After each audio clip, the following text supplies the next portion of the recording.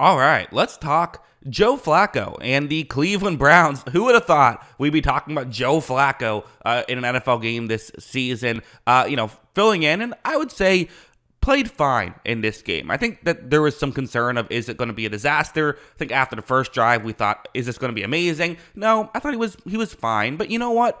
With this Browns defense, that might be all they need. It wasn't all they needed in this game, but maybe in some future games, they do have some winnable games still left on the schedule. It could be all they need to get a playoff spot because obviously, still 7-5, have plenty of opportunity to do it. But let's talk about what Flacco did, because I do think this is interesting. For one thing, just interesting to see a quarterback who has won a Super Bowl go to a different team, a division rival at that late in his career.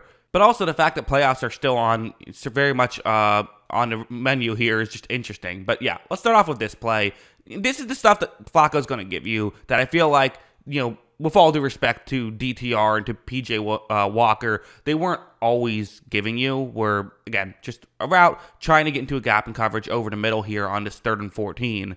Flacco takes a snap, maybe not expecting much pre-snap, but right here you notice that it is looking like it's about to get open. So Flacco, you look at him, he's into throwing motion, right? He's throwing with anticipation. He knows how to read these plays. And, while he's not necessarily a superstar at this point in his career, just him being a veteran and knowing how these things work, he knows how to put the ball in the right place, and that's what he's doing here. As you see, he does make this throw. They're able to pick up a first down on 3rd and 14. They got like 20 yards on that play. It's just the simple stuff, right? And that's why I think Flacco is, probably the right call to be a starter here. And, not to make this about the Jets too much, but you do have to think about the Jets when talking about Flacco, as they let Flacco, walk out of the building and instead brought in Tim Boyle to be the 3rd stringer because apparently, I don't know, Rodgers is friends of him or something, I don't know, and they kept Zach Wilson as the backup as well instead of letting Flacco, who I thought played okay for them last year, just remain as the backup. Well, clearly they're regretting that with their quarterback situation, and the Browns maybe doing a good, smart decision of when they kind of had a similar spot, their quarterback went down, they added Flacco, and he's done good stuff for them through one game.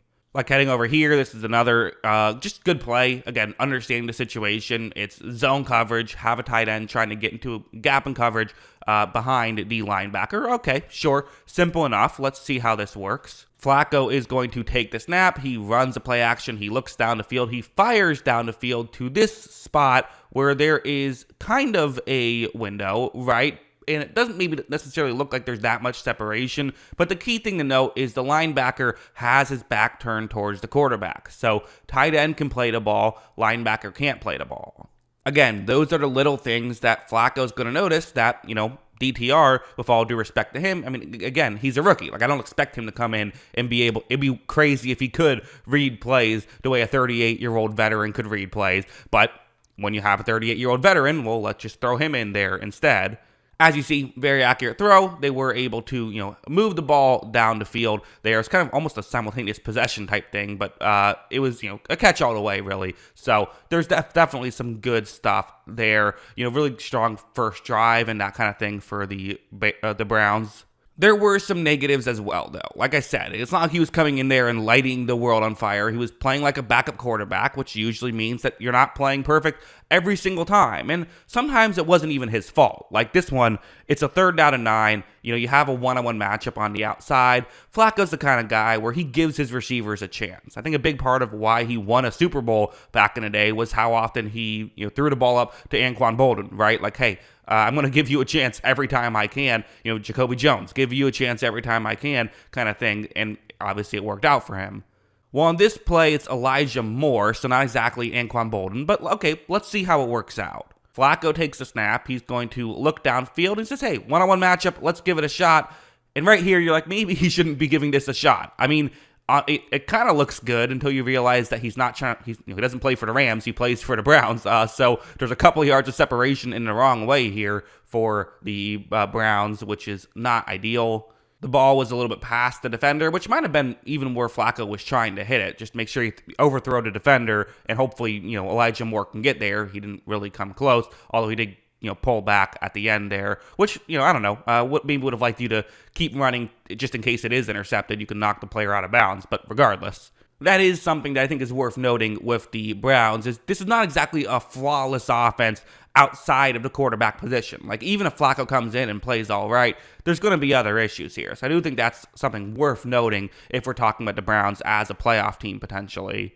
But going over here, this was the one real mistake. I thought for the most part he played well, and even at this point, we're halfway through the fourth quarter at this point. The Browns are only down a point, and the reason they were down a point is just because of a missed extra point, in the fourth quarter. So like they're driving here. They're trying to find a way to win the game, and it's totally possible. It's man coverage, cover one blitz. That's the concept here for the Rams. Flacco is going to take the snap. He runs the play action. He is going to look down the field, fires down the field. And on one hand, you see why he's making this throw. The receiver who's throwing to looks like he completely fooled the guy who's, trying to cover him. The issue, there's safety help. Look, that safety right there, he is open. He not open, but, he is in position to where if you make this throw, it's probably going to be intercepted. I think Flacco must have just not realized the safety was there. For whatever reason, Flacco misread the safety. So, while I'm giving him a lot of credit for being a veteran and knowing how to read defenses, this was just really a bad misread by Flacco. As you see, it ends up getting intercepted when it had an opportunity to be, if there was no safety there, well, then they're in field goal range and they're about to go up, and probably would be with less than 5 minutes left, taking the lead. But unfortunately, there was a safety there, and so because of that, the Rams had the interception, and things got off the rails from there, really. But let's go here. Let's rewind a little bit. Let's talk about, I brought up the touchdown that should have probably tied the game. Well, let's talk about that, because this is just what you want to see from the Browns is, hey, in an ideal world, our quarterback doesn't have to play great football because we're going to scheme guys open and have it, be pretty easy. Watch as when Flacco runs this play action, you're going to see, have a tight end open. It's, in the flat, pretty easy throw. Flacco doesn't have to do much. And as you see, Flacco is going to make this throw. They're able to get a touchdown.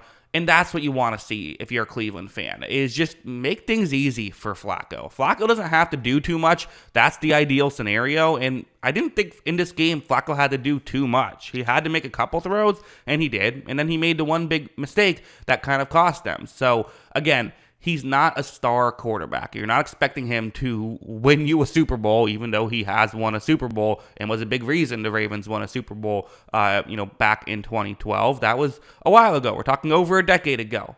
We're not expecting Flacco to do too much. We're just not. But what we, are expecting is for him to come in and play as an okay backup. And so far, he has succeeded at doing that, which is what you like to see if you're a Cleveland fan. And I know talking about the Browns, as a playoff team, for some people might say the Browns aren't a playoff team. Look at what they've done these past few weeks, or some people might say, hey, they're 7-5. Of course they're a playoff team. But you look at who they play. So they play Jacksonville next week. That's something that you're going to assume is going to be a loss. But then you play Chicago. You play Houston, which also could be a loss. But then the Jets and the Joe Burrow-less Bengals. So the Bears, Jets, and Bengals, those are three games that they're going to be favored in, even with Joe Flacco starting. So if you can win those three, that would put you at 10-7.